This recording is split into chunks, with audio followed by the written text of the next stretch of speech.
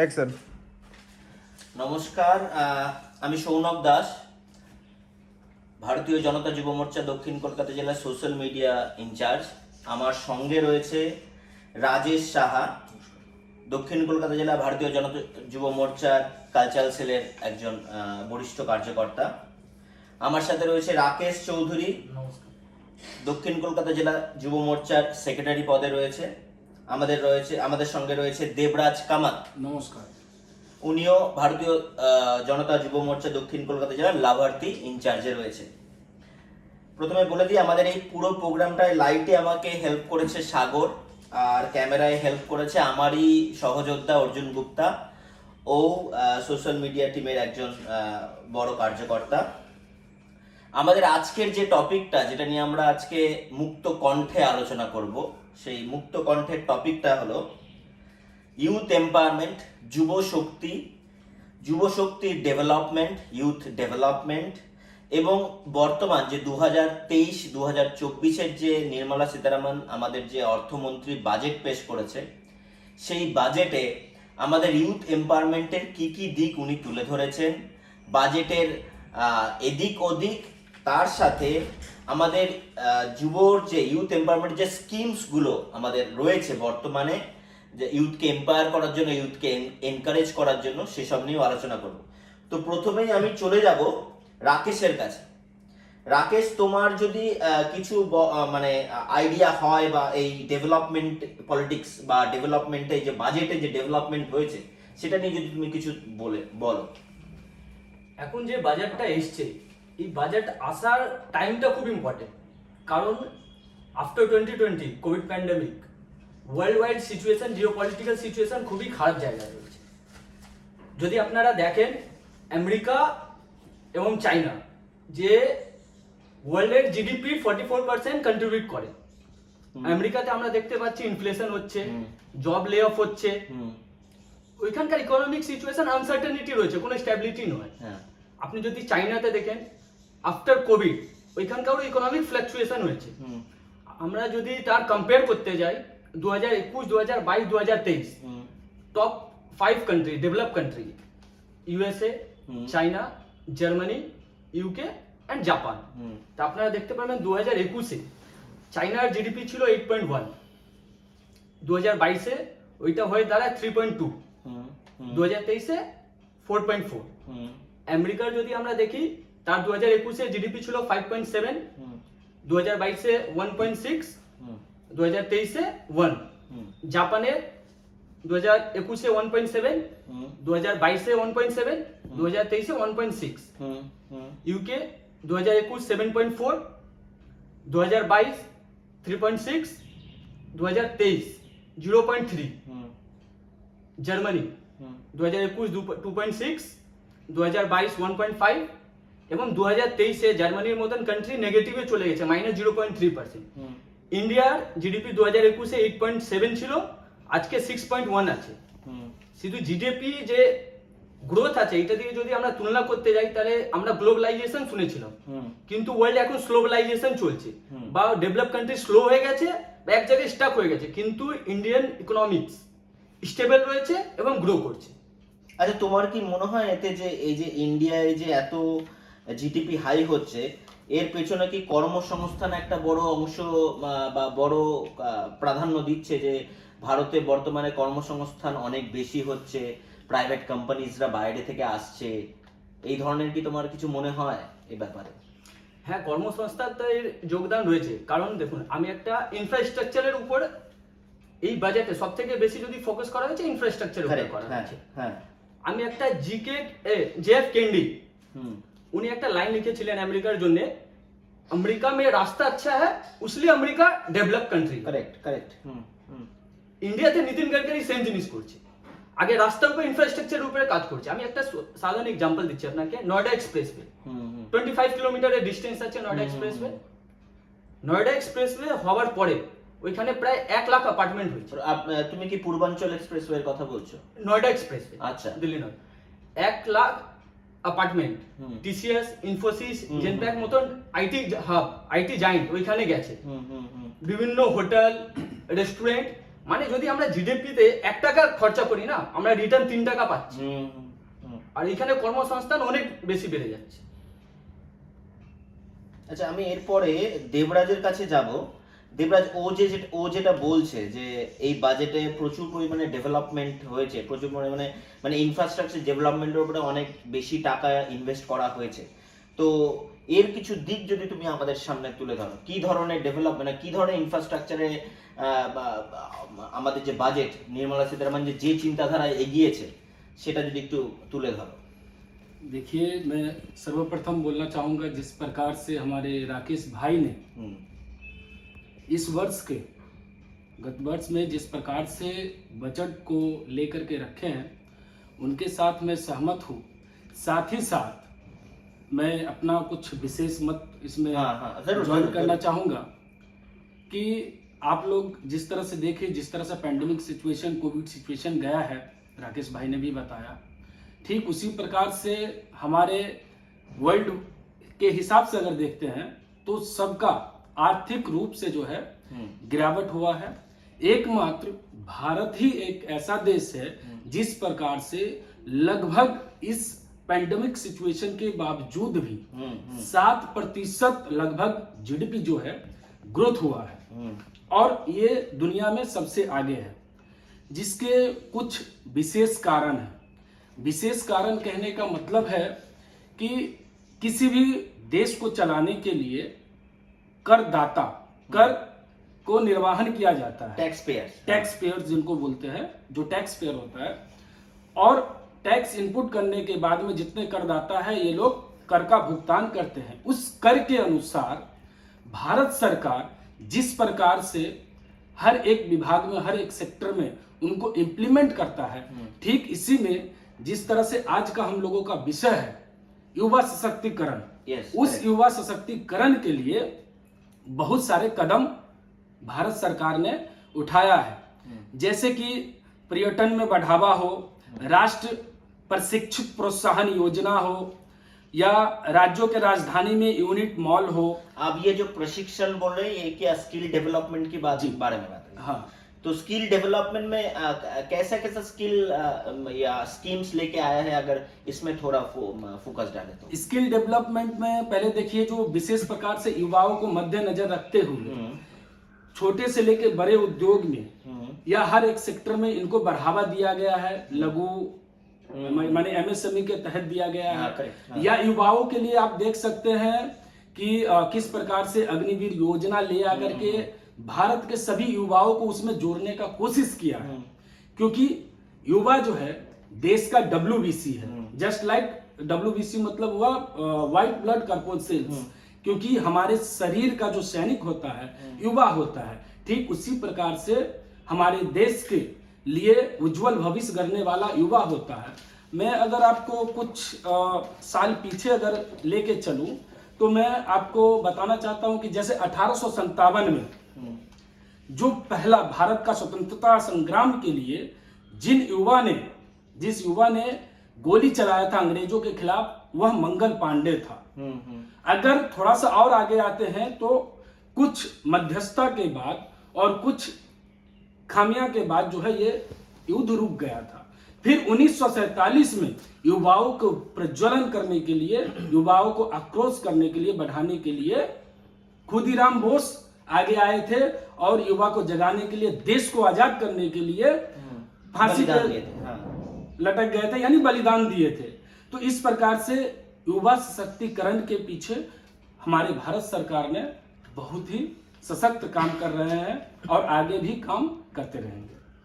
আচ্ছা, এই ব্যাপারে এই স্কিল ইন্ডিয়া নিয়ে যেগুলো বললো, তো আমার সঙ্গে রাজেশ রয়েছে। রাজেশ, তুমি নিশ্চয়ই জানো যে আমাদের স্কিল ইন্ডিয়া স্কিমের মধ্যে দিয়ে অনেকগুলো ডিজিটাল প্ল্যাটফর্ম এনেছে ভারত সরকার। তুমি যদি একটু ডিজিটাল প্ল্যাটফর্মের যে ব্যাপার, যেগুলো যেখান দিয়ে স্কিল ইন্ডিয়া ইনিশিয়েট হয়, যেখান দিয়ে ধরো বিভিন্ন রকম স্কিম মানুষ অনলাইন ফর্ম ফিল আপ করে এগিয়ে যাচ্ছে। এই আজকে ধরো কলেজে ভর্তি থেকে আরম্ভ করে চাকরি নিয়োগ, আস্তে আস্তে আমরা সবই ডিজিটালে যাচ্ছি এবং স্বচ্ছ পরিষেবা, এই ব্যাপারে যদি তুমি একটু আলোকপাত করো। বলছি, আমি পুরো ব্যাপারটা ডিটেলসে বলবো, মানে প্রত্যেকটা মানুষ বুঝতে পারবে। আমি একটু ব্রেকআপ করে বলছি, ঠিক আছে? ফার্স্টে আমি বলছি, আমি করোনা নিয়ে বলবো। কেন আমি করোনা নিয়ে বলবো? যেখানে যেখানে আমাদের কানাডার মতন জায়গা আমাদের ভারতের থেকে 3 গুণ আয়তনে বড়, তারা কোভিডের ভ্যাকসিন টাকা দিয়ে বিক্রি করেছে, ঠিক আছে, টাকা নিয়েছে তাদের নাগরিকদের থেকে, আমরা নিইনি, ঠিক আছে। সেইখানে দাঁড়িয়ে যে এত সুন্দর একটা বাজেট এখনো পর্যন্ত স্ট্রিক্টলি রেখেছে, অ্যাকচুয়ালি বলতে গেলে স্পোর্টসের বাজেট 3,400 কোটি টাকা, যেটা 11% বেশি আগের মানে লাস্ট ইয়ারের থেকে, ঠিক আছে। তো আমি এটাতে স্পোর্টসে পরে আসছি, আমি আগে আসছি এনএসডিসি মানে স্কিল ইন্ডিয়াতে। এনএসডিসির ফুল ফর্ম হলো ন্যাশনাল স্কিল ডেভেলপমেন্ট কর্পোরেশন, ঠিক আছে। এটা অ্যাকচুয়ালি আন্ডারে পড়ে হলো PMKVY, প্রধানমন্ত্রী কুশল বিকাশ যোজনা, ঠিক আছে। PMKকেও বলে, অ্যাকচুয়ালি এটা কি হয় না, PMKVYটা প্রত্যেকটা সরি কন্টিনিউ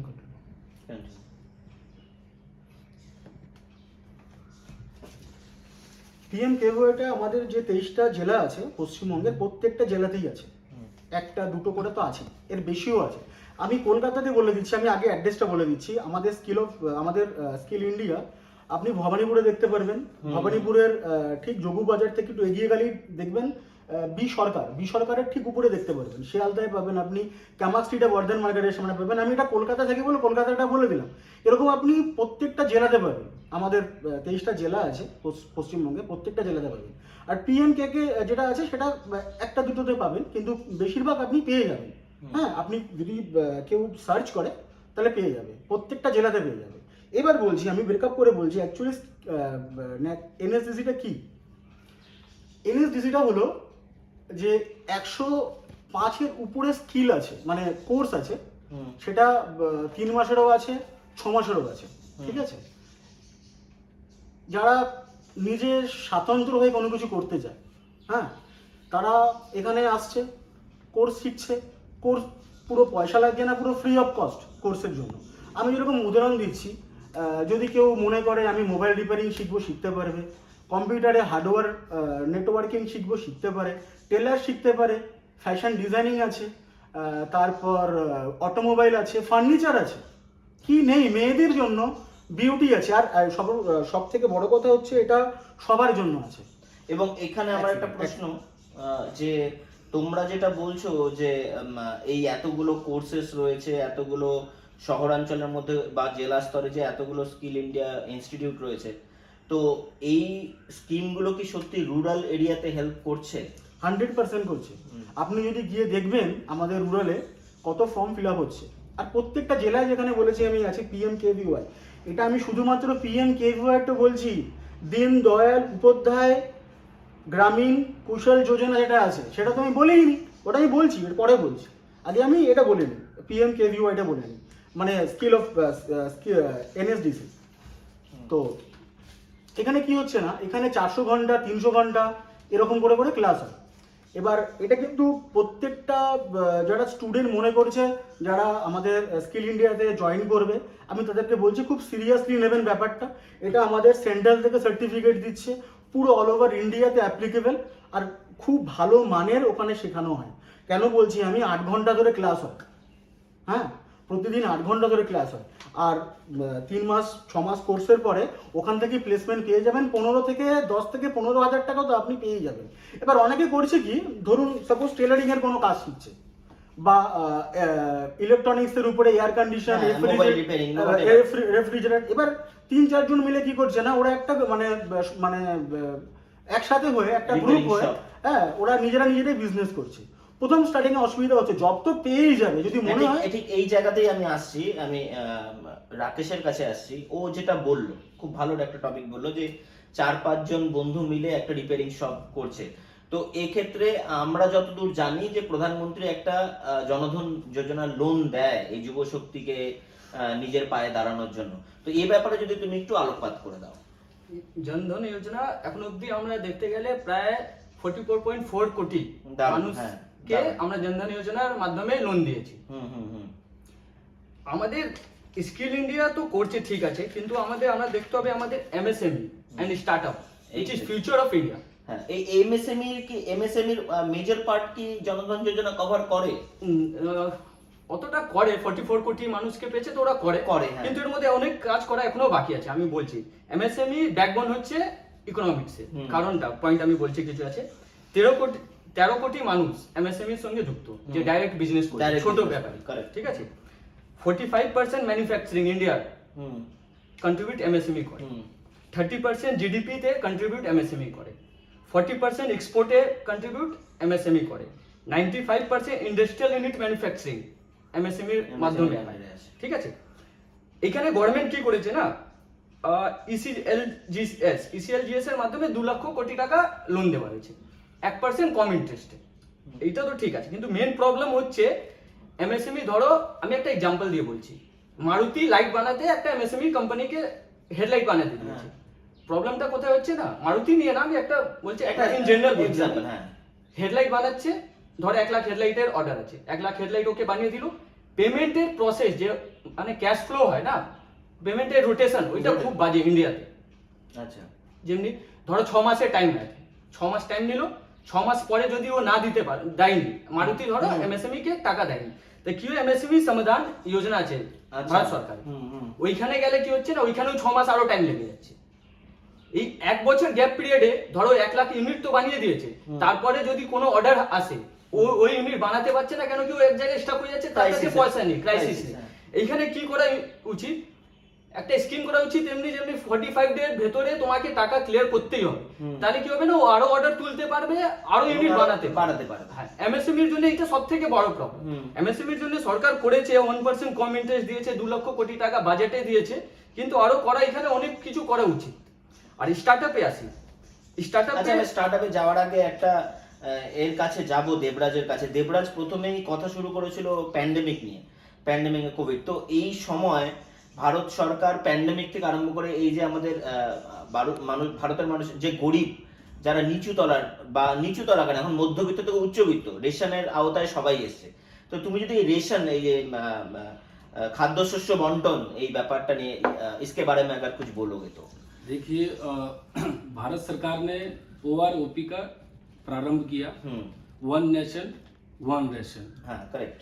इसके साथ जितने भी गरीब वर्ग हैं, गरीब वर्ग में भी 2 वर्गों में विभक्त था, जिनको पूर्ण रूप से फ्री जितने भी राशन मिलेंगे 1 यूनिट के ऊपर 5 केजी करके चावल, 5 केजी करके गेहूं, उसके साथ दाल, तेल, ये सब जितने भी था, यह जो है पूर्ण रूप से फ्री।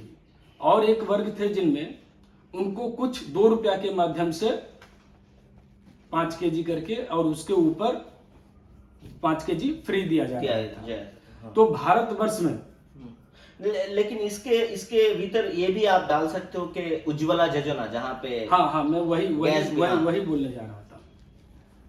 आप लोग जैसा जानते हैं कि हमारे भारत में जिस प्रकार से जितने घर के माता है, चूल्हा में खाना बनाने के तत्पश्चात क्या होता था, आंखों की रोशनी चले जाता था, क्योंकि उसमें बहुत सारे जैसे मिथेन व डिफरेंट टाइप्स का जो हार्मफुल गैसेस से निकलने के कारण आंखों का रोशनी चला जाता था, और स्किन प्रॉब्लम्स भी आते थे। तो इस तरह से इसको मद्देनजर रखते हुए मोदी जी ने उज्ज्वला योजना का प्रारंभ किया, और सभी के घरों में ये योजना, उज्ज्वला योजना के तहत सभी के घर में रसोई यानी गैस का व्यवस्था किया। आज हिंदुस्तान के हर एक गरीब से गरीब घर में उज्ज्वला योजना स्कीम के तहत रसोई से खाना पक रहा है। আচ্ছা, এবার আমি উজ্জ্বলা থেকেই আসছি। প্রধানমন্ত্রীর একটা খুব ভালো স্কিম আছে, রাজেশ যদি এই ব্যাপারে একটু বলে, যে আবাস যোজনা। মানুষ তো গ্যাস পাচ্ছে, মানুষ খাবার পাচ্ছে, কিন্তু মানুষের মাথায় যদি ছাদ না থাকে, তাহলে সে কোথায় এই রান্নাটা করবে?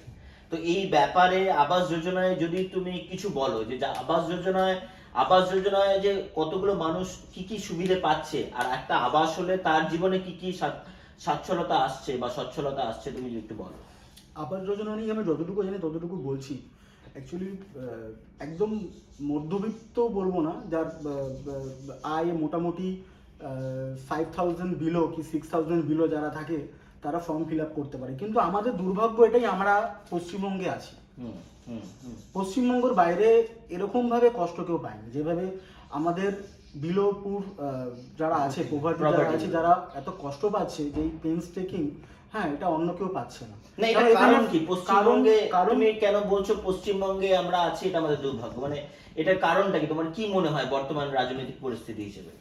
দেখুন, আমি যে শব্দটা ব্যবহার করব হয়তো আপনাদের খারাপ লাগতে পারে, কিন্তু আজকের প্রোগ্রামটা মুক্তকণ্ঠ, হ্যাঁ, আমি মুক্তকণ্ঠন বলেই বলছি, কারণ এই শব্দটা আমি ব্যবহার করতে চাই না। জানি না এই শব্দটা ব্যবহার করার পরে যদি কেউ শোনে বা তার কিছু খারাপ লাগতে পারে, কিন্তু আমার কিছু মাথায় আসছে না, কেন আমি ভাবতে পারছি না যে কষ্টটা পাচ্ছে, এই কষ্টটাই পাচ্ছে আবাস যোজনার ফর্ম ফিল আপ করার সময়, পয়সা যেভাবে মানে ট্রান্সফারের সময়। তো এখানে আমি একটা শব্দ ব্যবহার করবো, সেটা হলো আমাদের পুরো পশ্চিমবঙ্গ জুড়ে প্রত্যেকটা রাস্তার মোড়ে মোড়ে একটা করে ডন আছে। অ্যাকচুয়ালি আমাদের পশ্চিমবঙ্গের যে যারা পুরো কালীঘাট থেকে যে আসছে, ওখানে মেন ডন, একটা ডন চালাচ্ছে সরকার। তো এরপরে আর কি করবে? এরপরে কোনো আমার কাছে ভাষা নেই। তো এবার ডন কি করবে? ডন যেরকম করবে, লোকের থেকে যেভাবে হাপ্তা তুলবে, হ্যাঁ, কাটমানি নেবে, ভয় দেখাবে, তো এটাই হচ্ছে। আজকে 2.5 লাখ টাকা। প্রশ্নটা আমার বড্ড স্পেসিফিক ছিল। তুমি বললে পশ্চিমবঙ্গে আবাস যোজনার ক্ষেত্রে পশ্চিমবঙ্গে আছি বলে এটা আমার কাছে খুব দুঃখে। তো এই আবাস যোজনার যে তুমি বলছো যে ডন বা তোমার যে দুর্নীতির কথা বলছো, এই দুর্নীতিটা মানে তোমার কি মনে হয় যে দলের লোকেরা পাচ্ছে, অন্য মানুষ পাচ্ছে না, এই রকম কি কিছু তুমি বলতে চাইছো? এখানে দুটো শব্দ আসছে, একটা শব্দ হচ্ছে দুর্নীতি, একটা শব্দ হচ্ছে ডন। দুর্নীতিটা আলাদা, দুর্নীতিটা এক টাইপের চুরি, মানে ওটাকে যদি সার্চ করা হয়, হ্যাঁ, তখন বোঝা যাবে না এটা চুরি হচ্ছে। ডন মানে একদম আমরা চোখের উপরে দেখছি, ক্যামেরাতে, অন ক্যামেরাতে দেখছি। গতকালও কোনো এক বিজেপি সভাপতির কোচবিহারে কিরকম দরজা লাথি মারছিল, রড দিয়ে বাড়ি মারছিল। তো আমি এর জন্য ডন বললাম, কেন যখন দুর্নীতিটা যদি করে তাও লোকে শ্বাস নিতে পারে। বিজেপি সভাপতির বাড়িতে ধাক্কা, তার বাড়িতে অন্য কেউ মেরেছে। যাই হোক, তো আমি এর জন্য ডন বললাম যে খুবই পেইনস্টেকিং টেডিয়াস প্রবলেমের মধ্যে আমরা আছি। শুধু দুর্নীতি নয়, এখানে ডনও মানে ধমকি, মার, এসব করেও দুর্নীতি করছে, তারপর এগুলোও করছে। যাই হোক, আমি এটাতে পরে আসি। আমি এটা তো বলিনি, দীনদয়াল উপাধ্যায় গ্রামীণ কুশল যোজনাটা, এটা খুব ভালো যোজনা। এটা 8 পাস 10 পাস ছেলেরাও কোর্সটা করতে পারবে, আর কোর্স চলাকালীন পয়সাও পাবে, থাকার সুবিধাও আছে। কে দেবে? আচ্ছা, এই সুবর্ণ সুযোগ এর আগে কোনোদিনও ছিল না। আমরা রেসিডেন্সিয়াল ইনস্টিটিউট, হ্যাঁ, একদম সব দেবে। আচ্ছা, এখানেও শেষ না, যদি কোর্সটা কমপ্লিট হয়ে যায় প্লেসমেন্টও দেবে, এখানে স্কিল ইন্ডিয়াতেও দেবে। ঠিক আছে, এবার এই কোর্সটাতে কি আছে? এই কোর্সটাতে আপনাকে ঠিক, এটা অ্যাকচুয়ালি হচ্ছে যাদের রেশন কার্ড থাকে না, বিপিএল, AYY, SP, HH, এর উপরে ইস্যু করে স্টাইপেন্ডটা দেওয়া হবে। ঠিক আছে, প্লেসমেন্ট যে যেরকম রেজাল্ট করবে তো হবেই। আর একটা কথা বলিনি আমি, সেটা হচ্ছে গিয়ে, এটা জানি না কত লোক জানে, আমাদের পশ্চিমবঙ্গের মধ্যে 40 কোটি স্টুডেন্ট কিন্তু স্কিল ইন্ডিয়া থেকে পাস আউট হয়ে গেছে। আচ্ছা, ঠিক আছে, ডেফিনেটলি সার্টিফিকেট পেয়েছে, কেউ বিজনেস করছে, কেউ চাকরি করছে।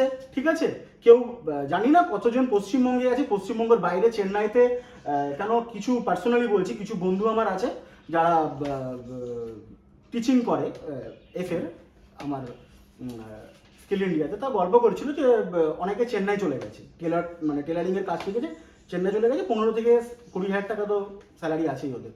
তো অনেকে বিজনেসও করছে, একসাথে গ্রুপ হয়ে একটা ইউনিট করে ওরা বিজনেসও করছে। তো আপনারা যদি মনে করেন, দেখুন, চাকরির ক্ষেত্রে হোক বা এখানে চাকরি পাচ্ছে না, অনেক সময় নষ্ট হলো আমাদের, অনেক বছর নষ্ট হলো, অনেক মাস নষ্ট হলো। এত বছর নষ্ট হয়ে যাচ্ছেই, একবার 6 মাসের জন্য, 3 মাসের জন্য একটা কোর্স করে দেখুনই না স্কিল ইন্ডিয়া থেকে, দেখুনই না ফার্নিচারের কোনো কাজ শিখে, দেখুনই না মোবাইলের রিপেয়ারিং শিখে, দেখুন না ডেটা এন্ট্রি, ন্যাশনাল ইন্টারন্যাশনাল দুটোই শেখানো হচ্ছে, স্পিকিং ইংলিশ শিখে দেখুনই না কি হচ্ছে, কম্পিউটার শিখে দেখুনই না আপনি রেফ্রিজারেটর সারানো, আজকের এসি সারালে, এসি জাস্ট ওয়াশ করে দিলে 500 টাকা নিচ্ছে। শিখুন না, হাতের কাজ তো সারা জীবন আপনি 3 মাস 4 মাস একটু কষ্ট করলেন, তারপরে তো আপনি পাচ্ছেন। আচ্ছা, আমি এক সেকেন্ড, আমাকে বলতে দাও একটু। দীনদয়াল উপাধ্যায় যেটা বলছি, সেটা প্রত্যেকটা গ্রামে আছে। ঠিক আছে, প্রত্যেকটা গ্রামে আছে। আর এইখানে আপনার যদি ইস্যু করতে হয়, যাবার দরকার নেই, এখানে পোর্টাল আছে, আপনি যদি স্কিল ওয়েবসাইট খুলবেন, স্কিল ইন্ডিয়া বলে স্কিল পোর্টাল খুলবে, স্কিল ইন্ডিয়া পোর্টাল খুললে আপনাকে পুরো ফর্মটা দেওয়া হবে। ফর্মটা দেওয়ার পরে বলো বল। আপনার ওখানে ক্যাটাগরি ওয়াইজ আপনি যেই ক্যাটাগরিতে যাবেন, এটা দীনদয়াল উপাধ্যায়ও আছে, দুটো কিন্তু আলাদা আলাদা। সে তার নিজের সুবিধা মতো হ্যাঁ, নিজের হ্যাঁ। পছন্দের কাজটা খুঁজে নেবে। এখানে দুটো আছে, আবার বলছি এখানে দুটো আছে। আচ্ছা, আমি এরপরে একটু আমি লাস্ট 2-3 মিনিটের জন্য রোটেশন করব, খুব র্যাপিড কোশ্চেন করব। সেই কোশ্চেনগুলো যদি আমি টুকটাক উত্তর পেয়ে যাই, আমি প্রথমেই যাই রাকেশের কাছে। রাকেশ, তুমি যদি একটু বলো যে আমাদের এই বাজেটে স্পোর্টস হাব নিয়ে নির্মলা সীতারামন অনেকগুলো কথা বলেছেন, যে আমাদের বিভিন্ন জায়গায় স্পোর্টস হাব হবে ফর দ্য ইউথ ডেভেলপমেন্ট। তো এই স্পোর্টস হাবের মানে ফলপ্রসূ বা রেজাল্ট কি হতে চলেছে, মানে কি ধরনের ইমপ্রুভমেন্ট আমরা ইউথে দেখতে পাবো, যদি একটু 1-2 মিনিটে বলতে পারো ফটাফট। স্পোর্টস নিয়ে নাকি এখন তো তাও কাজ হচ্ছে। আগে কি হতো না, আমরা স্পোর্টস মানে ক্রিকেট বুঝতাম, Exact, ফুটবল হ্যাঁ, বুঝতাম, হ্যাঁ, দারুণ, কিন্তু দারুণ। এখন বিভিন্ন ক্ষেত্রে দেখবেন আমরা অনেক জায়গায় গিয়ে গোল্ড মেডেল জিতে আসছি। হ্যাঁ। বা এখনকার ভলিবল হোক, বাস্কেটবল হোক, বল থ্রোয়িং হোক, এখনকার যে যুবকরা রয়েছে বিভিন্ন বিভিন্ন খেলাধুলার দিকে যাচ্ছে। এবং এটাও সত্যি যে আমরা গত এশিয়ান কাপ বা এশিয়ান অলিম্পিয়াডে যত সোনা রূপো জিতেছি, এবার তার থেকে অনেক বেশি জিতেছি, Exactly. বিকজ অফ যে আমাদের প্রধানমন্ত্রী বা আমাদের যে বিজেপি শাসিত সরকার যারা এর উপরে কাজ করছে, এই স্পোর্টসের উপর অনেক বেশি অর্থ ব্যয় করছে এবং স্কিলটাকে, রুরাল থেকে স্কিলটাকে তুলে আনছে, এটাও একটা দিক। হ্যাঁ, এইখানে কিনা গ্রামের ছেলেরাও সুযোগ পাচ্ছে, Exact, তাদেরকে হ্যাঁ। সুযোগ দেওয়া হচ্ছে এই সরকারে। আগে সরকারে এইসব আমরা দেখতাম না, আমরা খেলা মানেই ভাবতাম কলকাতা সিটিতে ক্রিকেট, ফুটবল আর 2-3টে খেলা। হ্যাঁ, কিন্তু এখন Cricket, ডেভেলপ football হচ্ছে ছাড়া আর কিছু দেখাই যেত না। কিন্তু ইন্ডিয়াতে এখন অনেক খেলাতে ইন্ডিয়া পৌঁছতে পারছে, আর গ্রামগঞ্জ থেকেও ছেলেরা এগিয়ে আসছে।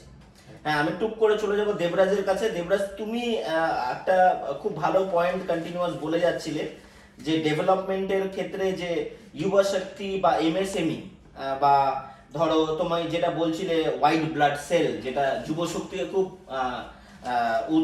উদযাপিত করে বা খুব एनकरेज করে। तो युवा शक्ति में जो एनकरेज होता है वो युवा शक्ति कहाँ से मिलता है, मतलब कि कौन से मोटिवेशन नरेंद्र मोदी जी सरकार दिखा रही है कि यूथ मोटिवेट हो रहा है? देखिए, मैं सर्वप्रथम बोलूँगा कि जब से भारतीय जनता पार्टी का सरकार राज्यों से सर्वप्रथम मैं एक छोटा सा एग्जांपल दे दूं। जैसे गुजरात में नरेंद्र मोदी सरकार इतने वर्षों तक रहा, उन्होंने एक कोशिश किया था कि हमारे राज्य के युवाओं के लिए कुछ करना है, जिसके कारण से उन्होंने मीटिंग फिक्स करा और इंडिया से बाहर जाने का उनको था। लेकिन मार्ग में बाधा आई। उस समय की वर्तमान केंद्रीय सरकार ने अब नरेंद्र मोदी जी का वीजा रद्द कर दिया, जिनके कारण से वो नहीं जा पाए। साथ ही साथ आज जहां बैठे हैं हम लोग, यहाँ का दुर्भाग्य है और गुजरात का सौभाग्य है।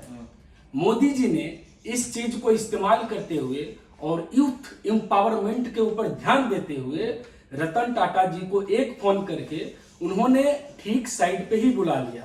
माने जहां पे कंपनी सेटअप करना है उनको बुलाया गया, उनके साथ एक कर्मचारी भी गया और मोदी जी ने पूरे पेपर वर्क, जितने भी कागज कलम के जो कार्य है पूरा रेडी करके रखा और रतन टाटा जी से कहा आप आइए और यहाँ पे बिजनेस स्टार्ट कीजिए।